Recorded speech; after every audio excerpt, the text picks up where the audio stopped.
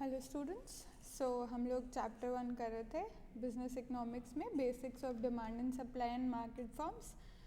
Before we start market forms, आज आपकी last lecture होगा related to basics of demand and supply. तो last class में हमने क्या किया था? लास्ट क्लास में हम इलास्टिसिटी ऑफ डिमांड कर रहे थे। उसमें हमने डिस्कस किया था कि elasticity of demand is basically degree of responsiveness of demand to change in price, कि क्वांटिटी डिमांड कितना चेंज होती है प्राइस में कितना चेंज आने से। जैसे प्राइस में चेंज आएगा, वी नो कि प्राइस में चेंज आने से क्वांटिटी डिमांड में चेंज आता है। जब प्राइस राइज करती है डिमांड फॉल करती है, जब प्राइस फॉल करती है डिमांड राइज करती है। We know this relationship. तो इलास्टिसिटी ऑफ डिमांड में हम बेसिकली रिस्पॉन्सिवनेस चेक करते हैं कि कितना प्राइस फॉल करने पर कितनी डिमांड इंक्रीज होगी। बेसिकली प्राइस के साथ डिमांड कितना रिएक्ट करेगी। तो एक मैथमेटिकल एंगल आ जाता है where in we measure the change. ठीक है, तो उसमें हमने प्राइस इलास्टिसिटी कर लिया है, जिसमें हम प्राइस की बात करते थे, क्वांटिटी डिमांड का change divided by percentage change in price of that commodity. Then we did in the last class income elasticity, जिसमें हमने क्या किया था, percentage change in quantity demand of the commodity divided by percentage change in income of the consumer. आज की class में we are going to study cross price elasticity of demand की cross price elasticity पढ़ेंगे। तो cross price elasticity of demand में हम लोग basically relationship study करते हैं between quantity demanded of a commodity and changes in the price of related goods. ठीक है, तो जिस कमोडिटी की क्वांटिटी डिमांड की हम बात कर रहे हैं, उस क्वांटिटी पर क्या इम्पैक्ट आएगा। ठीक है, क्या इम्पैक्ट आएगा और कितना इम्पैक्ट आएगा, उस इम्पैक्ट को हम मेजर भी करेंगे। क्या इम्पैक्ट आएगा, कितना इम्पैक्ट आएगा, because of change in the price of related commodities. उस कमोडिटी से रिलेटेड जो कमोडिटीज़ हैं उनके प्राइसेस में चेंज आने पर उस कमोडिटी की क्वांटिटी डिमांड पर कितना चेंज आएगा। That is what we are going to study under cross price elasticity of demand. तो इसको क्रॉस प्राइस इलास्टिसिटी भी बोल देते हैं, क्रॉस इलास्टिसिटी भी बोल देते हैं। ठीक है, so cross price elasticity is basically where in you measure the degree of responsiveness of quantity demanded of a commodity because of change in price of its related goods. तो EX में you basically cross price elasticity को हम denote करते हैं EXY से। ठीक है, ये X जो है ये वो कमोडिटी है जिसकी क्रॉस प्राइस इलास्टिसिटी निकाली जा रही है, और Y इसकी रिलेटेड कमोडिटी है, इससे रिलेटेड जो कमोडिटी है, रिलेटेड गुड है। तो EXY का फॉर्मूला क्या है? The formula is basically percentage change in quantity demanded, percentage change in quantity demanded divided by percentage change in quantity demanded of X। ये चीज़ भी ध्यान रखनी है कि क्वांटिटी डिमांडेड ऑफ X में क्या चेंज आया है, because of percentage change in price of Y।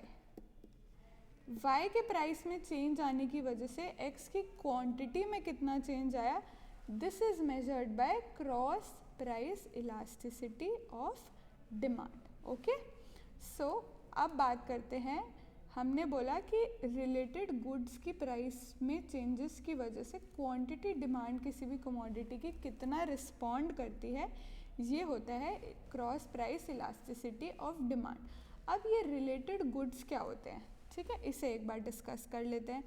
Related goods, देखो रिलेटेड गुड्स दो तरीके के होते हैं। किसी भी कमोडिटी के रिलेटेड गुड्स दो तरीके के होते हैं। पहला होता है सब्स्टिट्यूट और दूसरा होता है कॉम्प्लीमेंट्री। तो जो सब्स्टिट्यूट गुड्स होते हैं, एज द नेम सजेस्ट, वो उस कमोडिटी का सब्स्टिट्यूट होता है। मतलब उनके जो कस्टमर्स होते हैं they can substitute that product, वो एक दूसरे प्रोडक्ट को सब्स्टिट्यूट कर सकते हैं, शिफ्ट कर सकते हैं। ठीक है, और कॉम्प्लीमेंट्री गुड्स वो गुड्स होते हैं जो साथ में मिलके कंज्यूम होते हैं, जिन गुड्स की जॉइंट डिमांड होती है। तो सब्स्टिट्यूट गुड्स का एग्जांपल आप देख सकते हो, टी एंड कॉफ़ी। ये दोनों एक दूसरे के सब्सटीट्यूट गुड्स हैं. Then you can say Coke and Pepsi, these are substitute goods. Coke और पेप्सी एक दूसरे के सब्सटीट्यूट गुड्स हैं, ठीक है, क्योंकि ये दोनों के कस्टमर्स जो हैं वो दूसरे प्रोडक्ट पे शिफ्ट कर सकते हैं. They can easily substitute that product. Now complementary goods, जैसे मैंने एक्सप्लेन किया, वो गुड्स जो साथ में कंज्यूम होते हैं, ठीक है, जिनकी जॉइंट डिमांड होती है. Example shoes and laces, petrol and car, ठीक है, इनकी जॉइंट डिमांड होती है. ये दोनों कमोडिटीज़ साथ में मिल के कंज्यूम होती हैं, ठीक है. तो दीज आर रिलेटेड गुड्स. अब cross price elasticity of demand में हम स्टडी करते हैं कि किसी भी कमोडिटीज़ के जो रिलेटेड गुड्स होते हैं, जो सब्सटीट्यूट गुड्स होते हैं या फिर जो कॉम्प्लीमेंट्री गुड्स होते हैं, उनके प्राइसेस में चेंज आने की वजह से उस कमोडिटी की डिमांड में कितना चेंज आता है. That is what we measure under cross price elasticity of demand. जैसे इफ़ आई एम स्टडिंग कि इफ़ टी बिकम्स एक्सपेंसिव, ठीक है, तो कॉफ़ी की डिमांड पर इसका क्या फ़र्क पड़ेगा. अगर टी महंगी हो जाती है तो कॉफ़ी की डिमांड पर इसका क्या इम्पैक्ट आएगा. Then I am studying cross price elasticity. If I am saying कि पेट्रोल एक्सपेंसिव हो गया है तो अब कार की डिमांड जो है वो फॉल करेगी, ठीक है. ऑब्वियसली अगर पेट्रोल एक्सपेंसिव होगा तो लोग कार कम खरीदेंगे. Then I am doing cross price elasticity. So this is what cross price elasticity is all about, that it measures the degree of responsiveness of quantity demanded of a commodity due to change in price of related goods. कि related goods की price में change आने की वजह से उस commodity की quantity पर क्या चेंज आएगा, ये इलास्टिसिटी, क्रॉस प्राइस इलास्टिसिटी में हम स्टडी करते हैं. Okay, understood. सो अब मैंने बताया कि रिलेटेड गुड्स दो तरीके के हो सकते हैं, सब्सटीट्यूट हो सकते हैं और कॉम्प्लीमेंट्री हो सकते हैं. अब before I get into how do we measure and what are the types, थोड़ा सा सब्सटीट्यूट और कॉम्प्लीमेंट्री गुड्स के रिलेशनशिप को अंडरस्टैंड करते हैं with quantity demanded of a commodity, ठीक है. तो जो सब्सटीट्यूट गुड्स होते हैं like tea and coffee, they can be substituted in place of each other, and Coke and Pepsi, they are also an example of substitute goods. तो substitute goods के case में क्या होता है कि there is a positive relationship between quantity demand and price of substitute goods, ठीक है, change in price of substitute goods.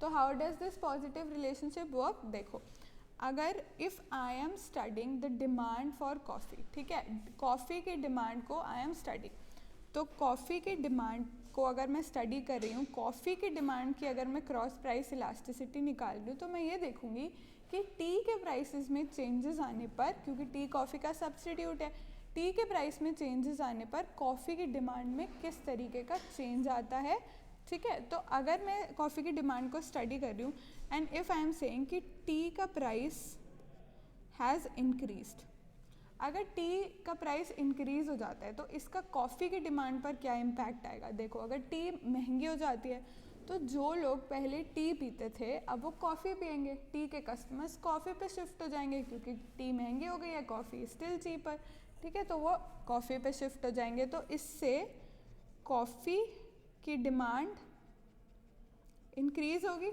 ठीक है. अगर टी महंगी हो जाएगी तो लोग कॉफ़ी पीना शुरू कर देंगे, कॉफ़ी की डिमांड बढ़ जाएगी. अगर टी जो है वो चीप हो जाती है, ठीक है, तो कॉफ़ी की demand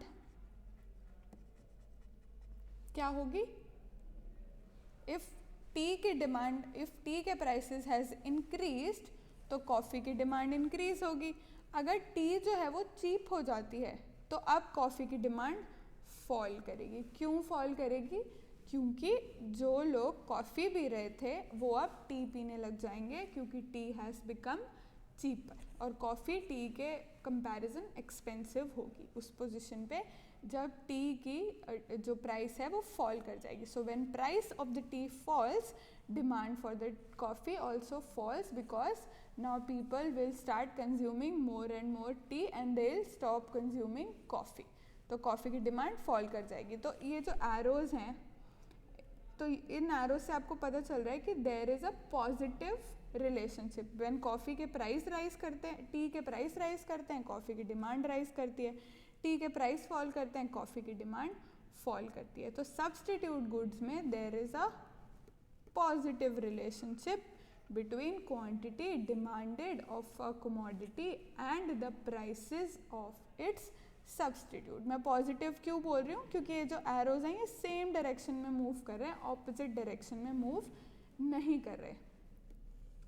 where as complementary goods के केस में क्या होता है, if I take the example of petrol and car, ठीक है, तो अगर पेट्रोल जो है उसके प्राइसेस बढ़ जाते हैं, पेट्रोल के प्राइसेस बढ़ गए, तो कार की क्वांटिटी क्या होगी, अब पेट्रोल महंगा हो गया तो लोग कार खरीदना कम कर देंगे, तो कार की क्वांटिटी फॉल करेगी, ठीक है, क्योंकि पेट्रोल और कार साथ में यूज़ होता है, तो कार की क्वांटिटी फॉल करेगी।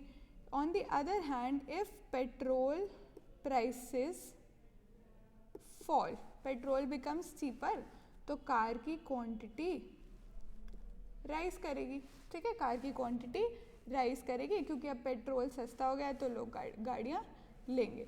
तो ये जो ऑपोजिट डायरेक्शन में आप मूवमेंट देख रहे हो एरोस की, this shows that there is a negative relation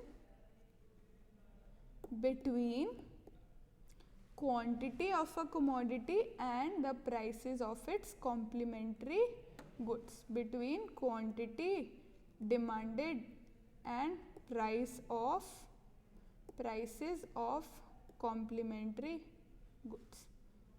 तो इस समय ये पता चलता है कि नेगेटिव रिलेशनशिप है quantity demanded of a commodity का और कॉम्प्लीमेंट्री गुड्स के प्राइसेस का।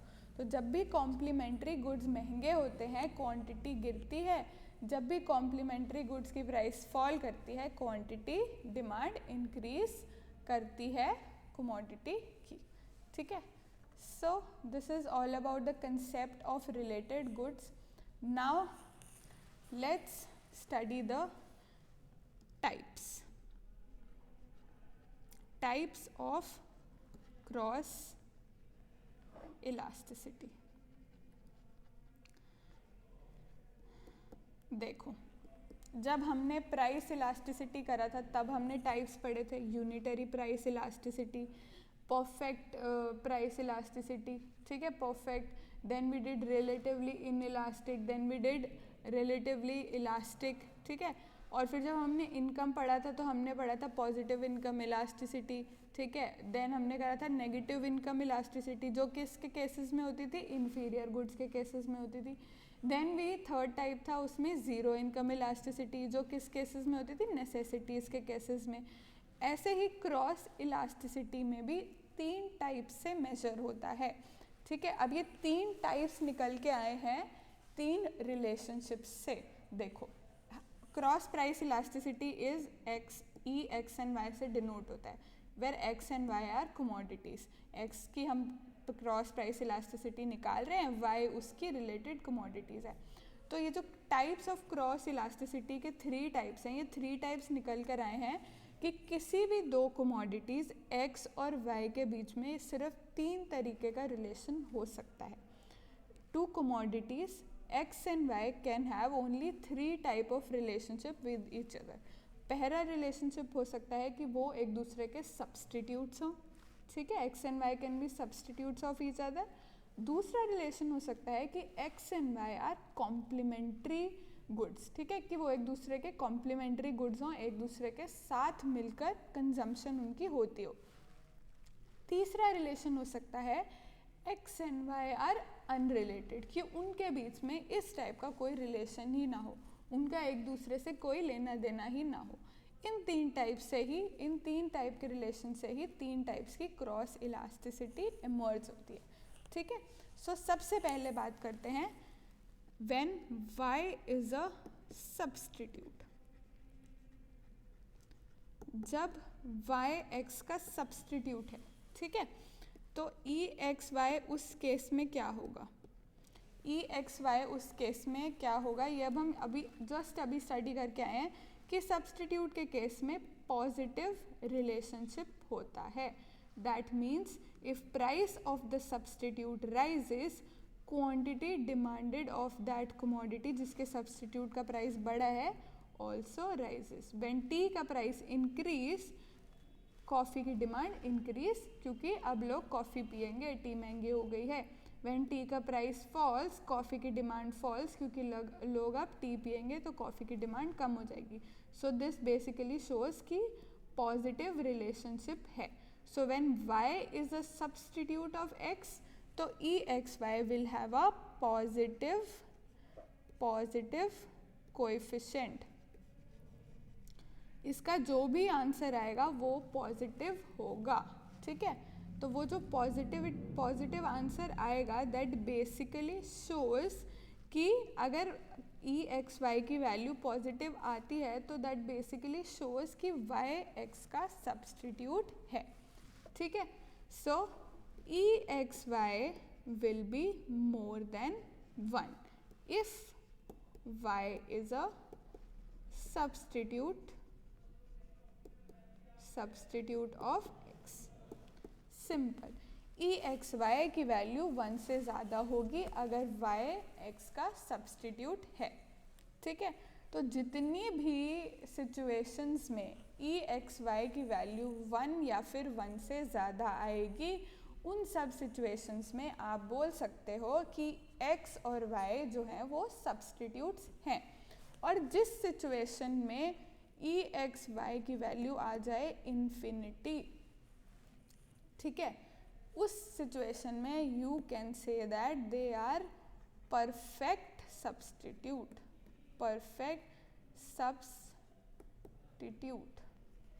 ठीक है। So when cross price elasticity of two commodities is infinity, then you can say that they are perfect substitutes of each other, कि वो एक दूसरे की जगह पे एकदम परफेक्टली सब्सटीट्यूट हो सकते हैं। नाउ परफेक्टली सब्सटीट्यूट होने का ये मतलब होता है कि कंज्यूमर उन दो प्रोडक्ट्स के बीच में बिल्कुल भी डिफरेंस नहीं करता, ठीक है। उसके लिए वो दो प्रोडक्ट एग्जैक्टली सेम है, दैट ये इसका मीनिंग है।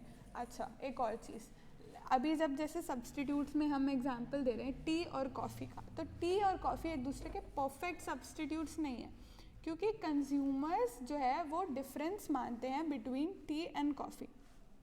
जैसे अगर टी के प्राइसेस इंक्रीज़ होंगे या डिक्रीज़ होंगे तो सारे टी के कस्टमर्स कॉफ़ी पे शिफ्ट नहीं करेंगे, ठीक है। ऐसा नहीं है कि सब लोगों के लिए टी और कॉफ़ी सेम सेटिस्फैक्शन देगी, ऐसा ज़रूरी नहीं है। They are close to each other but they are not perfect substitute. Even Pepsi और कोका कोला भी एक दूसरे के परफेक्ट सब्सटीट्यूट्स नहीं हैं, क्योंकि उन दोनों के बीच में भी consumer can have a difference, ठीक है। उन दोनों के बीच में भी कंज्यूमर को डिफरेंस लग सकता है, डिफरेंट लेवल ऑफ सेटिस्फैक्शन भी मिल सकती है दोनों से ही। So even Coke and Pepsi are not perfect substitutes of each other. So perfect substitute जब दो कमोडिटीज़ होंगी तब उनकी क्रॉस प्राइस इलास्टिसिटी होगी infinity. That is what you need to know. So ये हो गया टाइप 1 कि EXY is more than 1 when Y is a substitute, ठीक है, and then EXY is infinity when x y are perfect substitute, एक दूसरे के perfect substitutes हैं। This is very important information for exam point of view, ठीक है। फिर second बात करते हैं, जब y is a complementary goods, जब y x का कॉम्प्लीमेंट्री गुड है, ठीक है, y is a complementary good. अब उस केस में क्या होगा, देखो उस केस में EXY की वैल्यू पॉजिटिव आएगी या नेगेटिव आएगी, ये हम अभी फाइंड आउट कर लेते हैं। देखो x और y अगर कॉम्प्लीमेंट्री गुड्स हैं तो जैसे मैं एग्जांपल ले लेती हूँ पेट्रोल और कार का। अभी जो एग्जांपल है पेट्रोल और कार का, तो ये दोनों एक दूसरे के कॉम्प्लीमेंट्री गुड्स हैं, दैट वी नो। तो अगर पेट्रोल के प्राइस बढ़ते हैं तो कार की डिमांड कम होती है, ठीक है। अगर पेट्रोल महंगा होता है तो लोग कार कम डिमांड करते हैं, ठीक है। और अगर पेट्रोल के प्राइस गिरते हैं तो कार लोग ज़्यादा डिमांड करते हैं। सो ये जो नेगेटिव डायरेक्शंस में एरो मूव कर रही है, दिस शोज़ कि इन दोनों के बीच में नेगेटिव रिलेशन है। तो जब भी हम ये एक्स वाई कैलकुलेट करेंगे उसका कोएफिशिएंट नेगेटिव आएगा, ठीक है। नेगेटिव कोएफिशिएंट आएगा उसका, क्योंकि इन दोनों के बीच में quantity demanded of a commodity and price of its complementary good, इन दोनों के बीच में नेगेटिव रिलेशन है, ऑपोजिट डायरेक्शन में मूव करते हैं। अगर एक इंक्रीज करता है तो दूसरा डिक्रीज करता है, अगर एक डिक्रीज करता है तो दूसरा इंक्रीज करता है। So this negative coefficient shows that x and Y are complementary goods. तो अगर नेगेटिव कोएफिशिएंट आता है then what you do is कि नेगेटिव कोएफिशिएंट आया तो आप डायरेक्टली एक कंक्लूजन पे पहुंच सकते हैं कि ई एक्स वाई अगर लेस देन 1 है, ठीक है, then y is a complementary y is a complementary good of x if exy is less than 1। तो अगर exy आप कैलकुलेट करते हैं और उसकी वैल्यू नेगेटिव आती है तो दैट मीन्स x और y एक दूसरे के कॉम्प्लीमेंट्री है, ठीक है। अब बात करते हैं थर्ड टाइप की। अभी जैसे मैंने आपको बताया कि 3 टाइप्स हैं और ये 3 टाइप्स इमर्ज हुए हैं 3 टाइप्स के रिलेशनशिप से बिटवीन एक्स और वाई। तो 2 कमोडिटीज़ हैं एक्स और वाई, उनके बीच में सिर्फ 3 टाइप का रिलेशनशिप हो सकता है। पहला रिलेशनशिप हो सकता है कि वो एक दूसरे के सब्सटीट्यूट हो, दूसरा हो सकता है कि वो एक दूसरे के कॉम्प्लीमेंट्री हो, और तीसरा हो सकता है कि वो एक दूसरे से बिल्कुल रिलेटेड ना हो। That means Y is unrelated. तो y अब x से अनरिलेटेड है। Example shoe and ink. Shoe और इंक का एक दूसरे से कोई रिलेशन नहीं है। शू के प्राइसेस ऊपर नीचे दाएं बाएं कहीं भी जाएं, इंक की डिमांड पर उसका कोई इम्पैक्ट नहीं आएगा, ठीक है। सो इस केस में क्या होगा, इस केस में when 2 commodities are unrelated EXY की वैल्यू होगी 0। So when cross price elasticity of 2 commodities is 0 then you can say that those 2 commodities are unrelated to each other, ठीक है। जैसे जब शू के प्राइस में कुछ भी चेंज आए तो क्वांटिटी इंक की बिल्कुल भी रिस्पॉन्ड नहीं करेगी। इफ़ शू का प्राइस इंक्रीजेस, क्वांटिटी इंक की क्या इंक्रीज डिक्रीज कुछ होगी नहीं, तो क्वांटिटी में कोई चेंज नहीं आएगा, तो क्वांटिटी में चेंज 0 आएगा। इसीलिए क्रॉस प्राइस इलास्टिसिटी भी 0 होगी because quantity is not at all responding, ठीक है। इसके बाद one important thing you need to know is, एक तो इसका एक टेक अवे ले लेते हैं, ठीक है, एक revision take away. If EXY is infinity then you come to a conclusion that x and y are perfect substitute. This is very important. If EXY is more than 1 से ज़्यादा है, x and y are substitute हैं वो। अगर positive value आ रही है EXY की, if EXY is less than 1 then x and y are complementary, वो एक दूसरे के कॉम्प्लीमेंट्री हैं। EXY is 0 then x and y are unrelated. That is all you need to know. अब बात करते हैं, अभी हमने डिस्कस किया वैल्यू अगर 1 से ज़्यादा आ रही है तो सब्सटीट्यूट है, 1 से कम आ रही है तो कॉम्प्लीमेंट्री है, 0 आ रही है तो अनरिलेटेड है। ये बात हो गई वैल्यू क्या आ रही है। अब वैल्यू निकालते कैसे हैं, ठीक है, what is the formula to find this value. तो अब हम फॉर्मूला डिस्कस करते हैं। देखो क्रॉस प्राइस इलास्टिसिटी का आपके सिलेबस में सिर्फ एक मेथड है फाइंड आउट करने का, वो मेथड मैं अभी आपको बताती हूँ। सो EXY को कैलकुलेट कैसे करते हैं, तो जैसे हम प्राइस इलास्टिसिटी में करते थे इनकम इलास्टिसिटी में करते थे, बिल्कुल सेम फॉर्मूला है। बस कंफ्यूज नहीं होना है कि किस प्राइस की बात हो रही है। यहाँ पे प्राइस हो रहा है रिलेटेड गुड्स का, ठीक है, या तो कॉम्प्लीमेंट्री सब्सटीट्यूट गुड्स का। यहाँ पे प्राइस जो है वो रिलेटेड गुड्स का है। कंफ्यूज नहीं होना है, जिस कमोडिटी की हम क्वांटिटी की बात कर रहे हैं उस कमोडिटी के प्राइस की बात नहीं हो रही है। सो ई एक्स वाई को निकालने का फॉर्मूला क्या है? The formula is percentage change in quantity of X, ये मैंने ऊपर अभी लिखा था, divided by percentage change in price of Y. अब फॉर्मूला यहीं से डिराइव हो रहा है, percentage change in quantity of X यानी change in quantity divided by जो ओरिजिनल क्वांटिटी थी, divided by percentage change in price of Y, तो change in price of Y divided by जो इनिशियल प्राइस था। Percentage change है तो into 100 कर देंगे, अब ये 100 तो कट जाएगा। तो अब फाइनली जो फॉर्मूला आप लोग यूज़ करोगे वैल्यू निकालने के लिए, that will be delta q x divided by q x into, अब ये रेसिप्रोकल हो जाएगा, डिवीजन में है तो p y divided by delta p y. This is the formula that gives you price elasticity, cross price elasticity of demand. अब जो हमने ये करा है, देखो अभी हमने डिस्कस किया कि सब्सटीट्यूट के केस में पॉजिटिव वैल्यू आएगी। वो पॉजिटिव वैल्यू एक बार इस फॉर्मूला से भी कंफर्म कर लेते हैं कि कैसे आती है।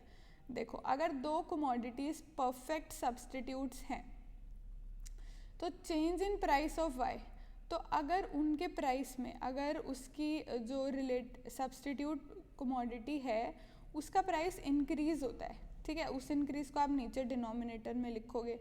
अगर प्राइस सब्सटीट्यूट का इंक्रीज हो रहा है तो आपकी क्वांटिटी भी इंक्रीज होगी, ठीक है, क्योंकि सब्सटीट्यूट महंगा हो गया, अब लोग आपका प्रोडक्ट कमोडिटी खरीदेंगे तो आपकी क्वांटिटी भी इंक्रीज होगी। तो दोनों जगह पॉजिटिव पॉजिटिव इंक्रीज आया तो आंसर पॉजिटिव आया, इसीलिए सब्सटीट्यूट में ई एक्स वाई की वैल्यू पॉजिटिव होती है। On the other hand complementary में क्या होता है, अगर वाई की प्राइस इंक्रीज करती है, कॉम्प्लीमेंट्री की प्राइस इंक्रीज करती है तो नीचे वाला तो पॉजिटिव आएगा, इंक्रीज इन प्राइस है ना तो पॉजिटिव आएगा। और ऊपर लेकिन एक्स की क्वांटिटी क्या करेगी, अगर कॉम्प्लीमेंट्री है तो फॉल करेगी। अगर कॉम्प्लीमेंट्री का प्राइस अगर पेट्रोल का प्राइस इंक्रीज कर रहा है तो कार की क्वांटिटी फॉल करेगी, तो ऊपर जो आएगा वो नेगेटिव आएगा। तो पॉजिटिव और negative, answer will be negative. So that is Y I am saying कि अगर ई एक्स वाई की वैल्यू नेगेटिव आ रही है, लेस देन 1 आ रही है, तो एक्स और वाई जो है वो कॉम्प्लीमेंट्री है। तीसरा मैंने रिलेशन बताया था कि if x and Y are unrelated, वो एक दूसरे से रिलेटेड ही नहीं है, उनका कोई रिलेशन नहीं है एक दूसरे से, उस केस में क्या होगा, जैसे शू और इंक। सो से इफ़ शू के प्राइस में इंक्रीज आया, उसको मैं डिनोमिनेटर में यहाँ पे लिखूँगी, यहाँ पे शू के प्राइस में इंक्रीज आया तो ऊपर क्या आएगा, इंक। तो शू के प्राइस में इंक्रीज होने से percentage change in quantity demand इंक का होगा, नहीं होगा, ठीक है, इंक के अंदर कोई चेंज आएगा ही नहीं। शू के प्राइस से इंक की क्वांटिटी पे क्या इम्पैक्ट आना है, कुछ नहीं आना, तो ऊपर ज़ीरो आएगा। तो zero divided by something is zero, so that is y e x की वैल्यू ज़ीरो होती है when two commodities are unrelated. That this is the mathematical proof, ठीक है। सो ये जो पूरा मैंने कराया उसका समरी ये है। This is the most important information related to this. इस इंफॉर्मेशन को आप लोगों को ध्यान में रखना है, ठीक है। So that is all you need to study under cross price elasticity. अब फटाफट से सप्लाई वाला कर लेते हैं, ठीक है। सप्लाई के अंदर उतना नहीं है जितना डिमांड के अंदर था, बट स्टिल फटाफट से जो भी सप्लाई के अंदर है वो कर लेते हैं। सो मैंने एक क्लास में आपको पहले भी बताया था, अब फिर से बता रही हूँ, बेसिक्स जो आज तक यूज़ होते हैं ऑफ डिमांड एंड सप्लाई किसने दिए थे, Alfred Marshall. Very important information. Alfred Marshall wrote this book called Principles of Economics in the year 1890, I guess. He wrote this book, और इस बुक के अंदर basics of demand and supply थे, which we are still using, ठीक है। So ये हमको याद रखना है कि अल्फ्रेड मार्शल ने basics of demand and supply दिए थे. लॉ ऑफ डिमांड जो हमने पढ़ा, लॉ ऑफ सप्लाई, इसका बेसिक्स अल्फ्रेड मार्शल ने ही दिया था. ठीक है. सो सप्लाई बेसिकली क्या होती है, what, how do you define the word supply? Supply is basically how much the producers are willing to offer.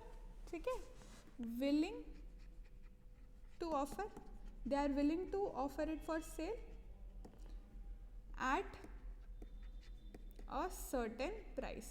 So whenever we are talking about supply, there is a price attached to it. So supply is basically the quantity that the producers are willing to offer at a certain price. उसके साथ एक price attached है. That is your supply. एक और चीज़, never confuse between the words stock and supply. These two words are very different from each other. ये दो words बहुत ज़्यादा different है, इनका meaning different है. देखो, stock होता है प्रोड्यूसर के पास जितना भी commodity का नंबर पड़ा है वो stock है उसके पास. ठीक है, that is stock. और stock जो है वो एक stable concept है. ठीक है, it is not a flow, it is a static thing. ठीक है. और supply on the other hand is a flow concept. और सप्लाई क्या है, स्टॉक का वो पार्ट, ठीक है, जो producer is willing to offer, he is willing to sell at a certain price, that is supply. Stock में क्या है, जो प्रोड्यूसर के पास पड़ा है वो स्टॉक है. उस स्टॉक में से प्रोड्यूसर कितना सेल करना चाहता है किसी भी प्राइस पर, वो है सप्लाई. तो ये दो words may sound identical but these two words differ a lot in terms of their meaning. तो अब तो बात हो गई सप्लाई की. ठीक है, कि सप्लाई को मैंने डिफाइन कर लिया.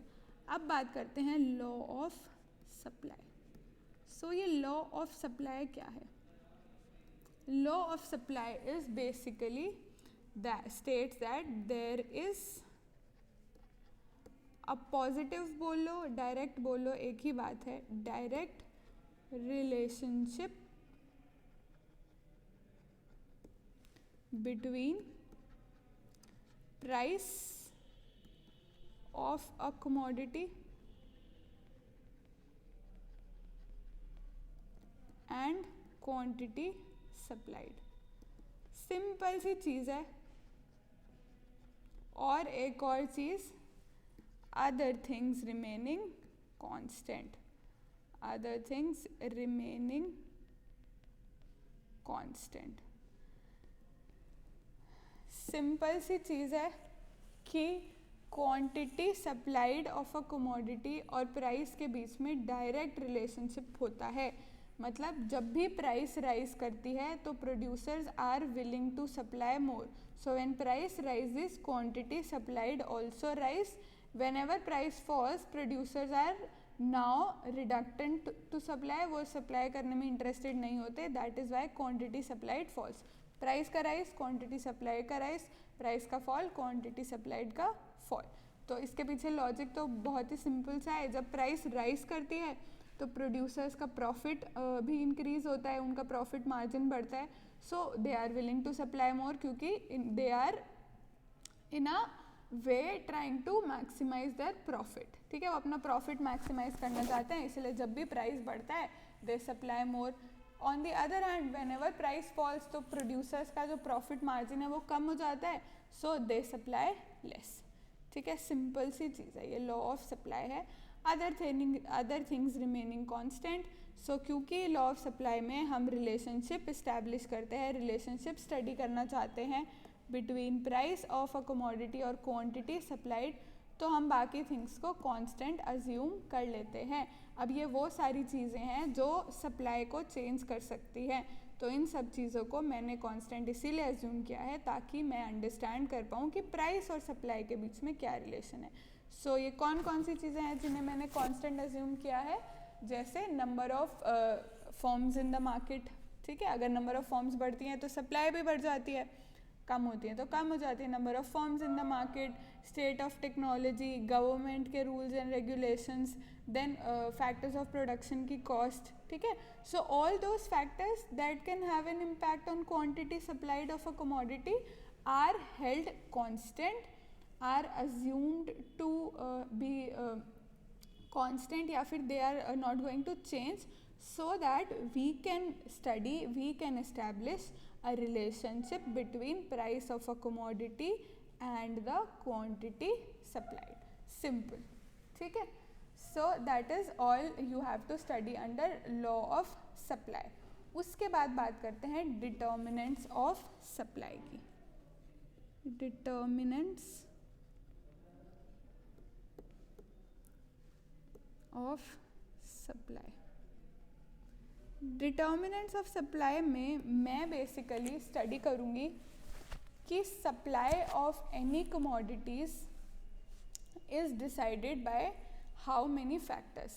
किसी भी कमोडिटीज़ की सप्लाई कितनी होगी ये कौन कौन से फैक्टर्स जो हैं वो डिटर्मिन करते हैं. That is what I am going to study under determinants of supply. तो सबसे पहला जो डिटर्मिनेंट है that is objective of the seller. कि जो प्रोड्यूसर है उसका ऑब्जेक्टिव क्या है. ठीक है. Behind selling a commodity what is his objective. So seller का ऑब्जेक्टिव भी डिसाइड करता है कि सप्लाई कितनी रहेगी मार्केट के अंदर. जैसे सेलर का ऑब्जेक्टिव प्रॉफिट मैक्सिमाइजेशन भी हो सकता है. सेलर का ऑब्जेक्टिव सेल्स मैक्सिमाइजेशन हो सकता है. ठीक है. प्रॉफिट मैक्सिमाइजेशन मतलब मुझे अपना प्रॉफिट मैक्सिमाइज करना है. सेल्स मैक्सिमाइजेशन मतलब नंबर ऑफ यूनिट सोल्ड जो है वो मुझे अपनी मैक्सिमाइज करनी है. सेलर का जो ऑब्जेक्टिव है वो मार्केट शेयर इंक्रीज करना भी हो सकता है. तो ये जो सेलर के ऑब्जेक्टिव्स हैं जो उसके गोल्स हैं that are also a determinant to supply. They also decide how much the seller will be willing to supply into the market. How? See, if अगर सेलर का ऑब्जेक्टिव है प्रॉफिट मैक्सिमाइजेशन. ठीक है. Seller ये चाहता है कि मेरा प्रॉफिट मैक्सिमम होना चाहिए. तो वो सप्लाई तभी करेगा इकोनॉमी में या मार्केट में जब प्रॉफिट्स उसके मैक्सिमाइज हो रहे हो यानी उसको प्राइस हाई मिल रहा हो. ठीक है. So if the seller's objective is profit maximization, then he will only supply when the prices are high. ठीक है. On the other hand, अगर सेलर का ऑब्जेक्टिव ये है कि उसे सेल्स मैक्सिमाइज करनी है, उसे रेवेन्यू मैक्सिमाइज करना है, उसको मार्केट शेयर इंक्रीज करना है, तो वे ही will supply more and more units even if the prices are not very fruitful. मतलब ऑब्वियसली वो लॉसेस में तो नहीं ही देगा बट ही उसका टारगेट ये होगा कि मुझे ज़्यादा से ज़्यादा सेल करना है. ठीक है. तो he will not be very obsessed with the prices. Obviously वो अपना प्रॉफिट रिकवर करना चाहेगा बट उसका ऑब्जेक्टिव अगर सेल्स मैक्सिमाइजेशन है या रेवेन्यू मैक्सिमाइजेशन है तो वो उस हिसाब से सप्लाई डिटर्मिन करेगा. ही विल सप्लाई मोर एंड मोर. अगर प्रॉफिट मैक्सिमाइजेशन है तो he will supply more only when the price is rising. ठीक है. जब प्राइस राइज कर रहा होगा. दूसरा determinant obviously very obvious determinant is price of a commodity. Obviously किसी भी कमोडिटी की सप्लाई उसके प्राइस पे डिपेंड करती है. जब प्राइस किसी भी कमोडिटी का बढ़ता है तो जो प्रोड्यूसर होता है जो सेलर होता है उसका प्रॉफिट मार्जिन बढ़ता है. So he is willing to supply more. वो और सप्लाई करने में विलिंग होता है क्योंकि उसका प्रॉफिट मार्जिन इंक्रीज हो जाता है. अगर किसी कमोडिटी की प्राइस फॉल करती है तो सप्लायर के लिए अब वो उस कमोडिटी को सेल करना उतना प्रॉफिट मैक्सिमाइजिंग नहीं होता है.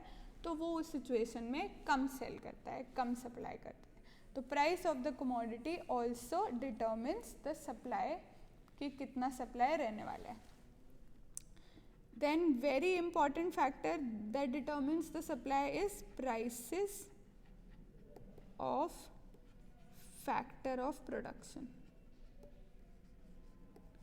जो भी फैक्टर ऑफ प्रोडक्शन है उनके प्राइसेस भी बहुत हद तक डिटरमाइन करते हैं सप्लाई को, काफ़ी हद तक. अगर किसी भी कमोडिटी के फैक्टर्स ऑफ प्रोडक्शन जो उसके रॉ मटेरियल हैं, जो लेबर है, जो लैंड के एक्सपेंसेस हैं, जो भी उसके फैक्टर्स ऑफ प्रोडक्शन के प्राइसेस हैं, अगर वो बढ़ जाते हैं तो producing that commodity becomes expensive for the producer.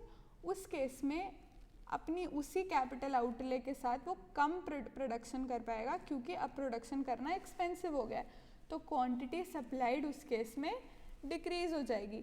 On the other hand अगर prices of factor of production cheap हो जाते हैं, ठीक है। अब प्रोडक्शन करना प्रोड्यूसर के लिए चीपर है, तो he will be in a position to supply more, produce more and supply more. So prices of factors of production are also one factor that determine the supply of a commodity. Then another factor is state of technology. देखो, state of technology is directly linked with production. अगर state of technology जो producer के पास available है उसके अंदर improvisation आता है, then the producer will be in a position to supply more. So state of technology can determine the supply in a way that if state of technology related to production improves, then the producer is in a position to supply more, then quantity supplied also increases in that situation. So state of technology भी decide करती है कि market के अंदर क्या supply रहने वाली है. Then let's talk about fifth factor, that is nature and size of the industry. देखो, जो भी इंडस्ट्री की सप्लाई की आप बात कर रहे हो उसका नेचर और साइज़ पे भी डिपेंड करता है. कुछ इंडस्ट्री का साइज़ बहुत बड़ा होता है, ठीक है. ऐसी इंडस्ट्री होती हैं जिनके अंदर there are a lot of firms, ठीक है, बहुत सारे सेलर्स हैं, ठीक है, और there are no barriers to entry और एग्जिट. बहुत सारे सेलर्स आते हैं, बहुत सारे सेलर्स जाते हैं. This is a continuous process और नंबर ऑफ सेलर्स भी बहुत ज़्यादा हैं. उस मार्केट के अंदर सप्लाई जो है it is also determined by how many sellers are coming in to the market and how many sellers are leaving the market, ठीक है. सो सप्लाई डिपेंड करती है कि इंडस्ट्री के अंदर कितने सेलर्स हैं, नंबर ऑफ सेलर्स पर डिपेंड करती है, ठीक है, और कितने सेलर्स आते हैं और कितने जाते रहते हैं उस पर भी सप्लाई डिपेंड करेगी, ठीक है. ऑन द अदर हैंड अगर इंडस्ट्री ऐसी है जिसमें there are only few number of sellers, तो जो वो फ्यू नंबर ऑफ सेलर्स हैं वो डिटर्मिन करते हैं कि सप्लाई कितना रहने वाला है, ठीक है. देन गवर्नमेंट पॉलिसी. देखो, किसी भी कमोडिटी की सप्लाई पर गवर्नमेंट पॉलिसी का भी बहुत इम्पैक्ट आता है. अगर गवर्नमेंट जो है वो ट्रेड रिस्ट्रिक्टिव पॉलिसीज़ बनाती है या उस इंडस्ट्री के एंटाई पॉलिसी बनाती है, ऐसी पॉलिसी बनाती है जो उस इंडस्ट्री के एंटाई हो, ठीक है, उस सिचुएशन में उस इंडस्ट्री की सप्लाई फॉल करती है, ठीक है. जैसे अगर ऑटोमोबाइल पर गवर्नमेंट ने बहुत ज़्यादा टैक्सेस लगा दिए, ठीक है, ऑटोमोबाइल की सेलिंग पर, तो गवर्नमेंट की policy becomes N anti for automobile industry in this situation. So automobile industry की सप्लाई जो है वो प्रोड्यूसर्स कम कर देंगे, ठीक है, अगर बहुत ज़्यादा टैक्सेस लग गए. देन अगर गवर्नमेंट किसी भी इंडस्ट्री के प्रो हो जाती है, जैसे आजकल government is focusing more and more on made in India products, handicraft products, home grown brands, तो इस टाइप के प्रोडक्ट्स को गवर्नमेंट बहुत ज़्यादा सब्सिडी दे रही है, ठीक है. तो इस टाइप की प्रोडक्ट्स को गवर्नमेंट सब्सिडी दे रही है या इस टाइप की मार्केट को, इस टाइप की इंडस्ट्री को गवर्नमेंट बूस्ट दे रही है, तो ऐसी इंडस्ट्री की या ऐसे कमोडिटीज़ की सप्लाई बढ़ जाती है because they have financial and other administrative supportive help from the government, ठीक है. सो गवर्नमेंट की policy also have is also one of the factors that we can consider under determinants of supply. अगर government की policy किसी भी industry को लेकर anti होती है तो सप्लाई उस इंडस्ट्री की कम हो जाती है.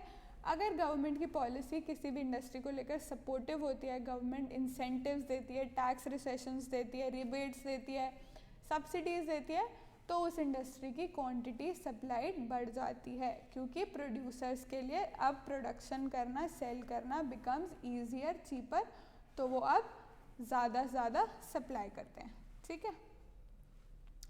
अब बात करते हैं exceptions to law of supply की. जैसे एक्सेप्शंस टू डिमांड करा था, ऐसे ही exceptions to law of supply. कि लॉ ऑफ सप्लाई के क्या एक्सेप्शंस हैं, कौन सी ऐसी सिचुएशंस हैं जहाँ पर लॉ ऑफ सप्लाई नहीं फॉलो होता. दैट मीन्स कि क्वांटिटी नहीं राइज करती प्राइस के राइज करने पर और क्वांटिटी सप्लाइड नहीं फॉल करती प्राइस के फॉल करने पर। किन किन सिचुएशंस में ऐसा नहीं होता? First situation is in case of rare articles. In case of rare articles, देखो कुछ आर्टिकल्स होते हैं वो रेयर होते हैं, ठीक है, तो उनकी जो सप्लाई है वो जो प्राइस के जो चेंजेस हैं उसके साथ इंक्रीज या डिक्रीज नहीं की जा सकती। फॉर एग्जांपल मोनालिसा की पेंटिंग, जो मोनालिसा की पेंटिंग है उसका प्राइस जो है आप 10 करोड़ कर दो, 1000 कर दो, 10,000 करोड़ कर दो, ठीक है, कितना भी बढ़ा दो, क्या उसकी सप्लाई बढ़ सकती है? ठीक है, नहीं बढ़ सकती, because that commodity is rare. अगर मोनालिसा की प्राइस जो है आप बिल्कुल ज़ीरो कर दो या 10 रुपीज़, 1 रुपी, 5 रुपी कर दो, तो क्या उसकी सप्लाई कम हो सकती है? तब भी वो 1 ही रहेगी।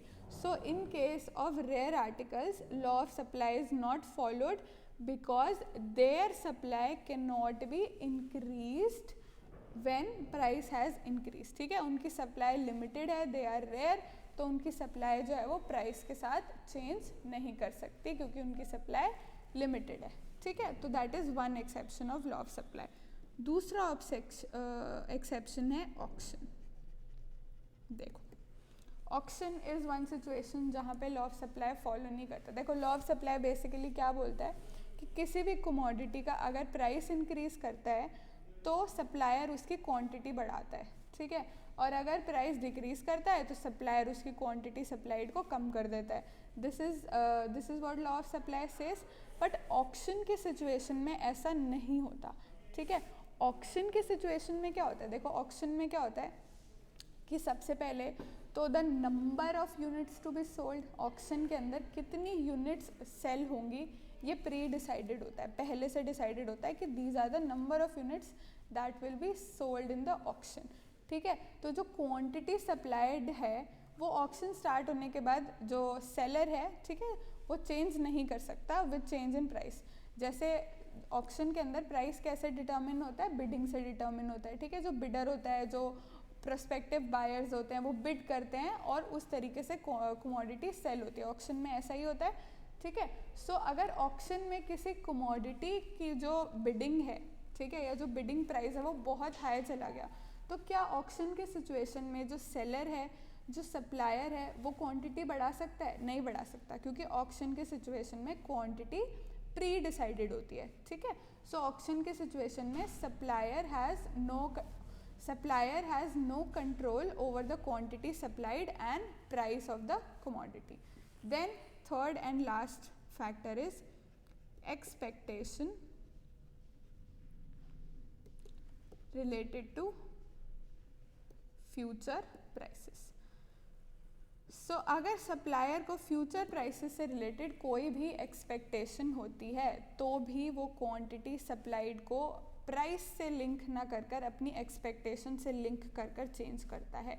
एग्जाम्पल, अगर किसी भी कमोडिटी की प्राइस फ़िलहाल इंक्रीज़ कर रही है, ठीक है, सपोज़ कोई सैनिटाइज़र्स या मास्क ले लो, कोई सैनिटाइज़र्स सेल करता है कोई सप्लायर, ठीक है, तो अब अभी अगर सैनिटाइज़र्स की प्राइस इंक्रीज़ कर रहे हैं तो आइडियली लॉ ऑफ सप्लाई बोलता है कि उसको अब ज़्यादा सप्लाई करना चाहिए। लेकिन उस सेलर को किसी ने ये इन्फॉर्मेशन दी है कि आज से 2 साल बाद sanitiser double triple 10 times price पर बिकेंगे, तो वो अभी क्या करेगा? सप्लाई को होल्ड कर लेगा। Even if today this prices are rising, he will not supply more because he has certain expectation related to future price.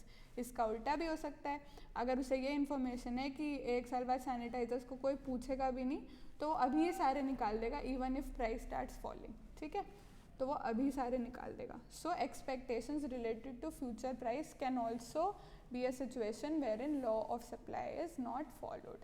So with this your basics of law of demand and law of supply is done. In the next lecture we will start with market forms. Law of supply, law of demand में आपको इतना ही करना है। Okay, thank you.